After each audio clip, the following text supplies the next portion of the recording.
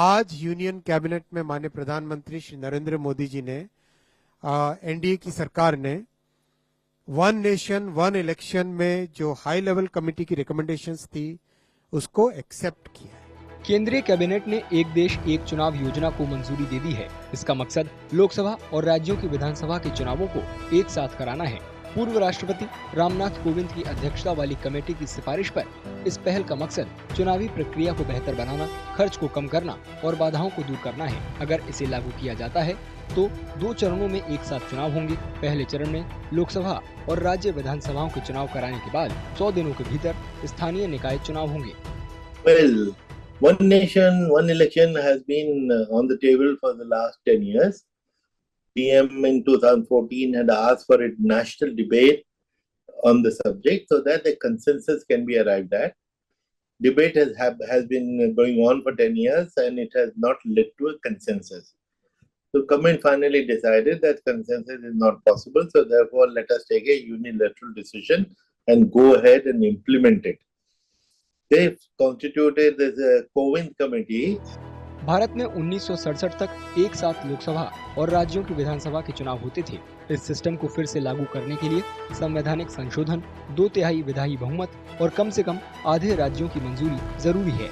इसके अलावा जन प्रतिनिधित्व अधिनियम में बदलाव और ईवीएम और पोलिंग स्टाफ की मौजूदगी जैसे व्यवहारिक मुद्दे इसे लागू करने में अड़चन पैदा कर सकते हैं। एक देश एक चुनाव का विरोध कर रहे लोगों की कई दलीलें हैं। वे 1967 में इस सिस्टम को खत्म किए जाने को इसके असरदार न होने का सबूत बताते हैं। We have found it throughout a completely impractical proposition. We have to first ask ourselves, why are we in the present situation? I've heard the Prime Minister's speeches. He may even be right that it's a frequent interruption of the nation's business to see elections every 6 months somewhere or the other. But the problem is we got here for a reason. We have a parliamentary system. In 52, 57, 62, 67, we had one nation, one election. But many of the state governments elected in 67 collapsed. They were not able to sustain their majority.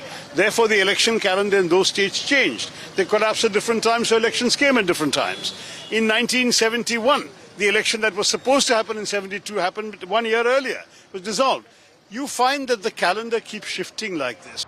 पूर्व राष्ट्रपति रामनाथ कोविंद की अध्यक्षता वाली committee ने सभी चुनावों के लिए एक ही मतदाता सूची लागू करने के लिए 15 से ज्यादा संवैधानिक संशोधनों का प्रस्ताव दिया है। इसके अलावा पैनल ने सुझाव दिया है कि त्रिशंकु विधानसभा या अविश्वास प्रस्ताव की हालत में सिर्फ बाकी बचे वक्त के लिए ही नए चुनाव कराए जाने चाहिए। इस विधेयक को शीतकालीन सत्र के दौरान संसद में पेश किए जाने की उम्मीद है, जहां एक तरफ एक देश एक चुनाव नजरिए का मकसद चुनावों को बेहतर बनाना और खर्च को कम करना है, वहीं आलोचकों की दलील है कि इससे राष्ट्रीय मुद्दे हावी होंगे और लोकल मुद्दे दब जाएंगे।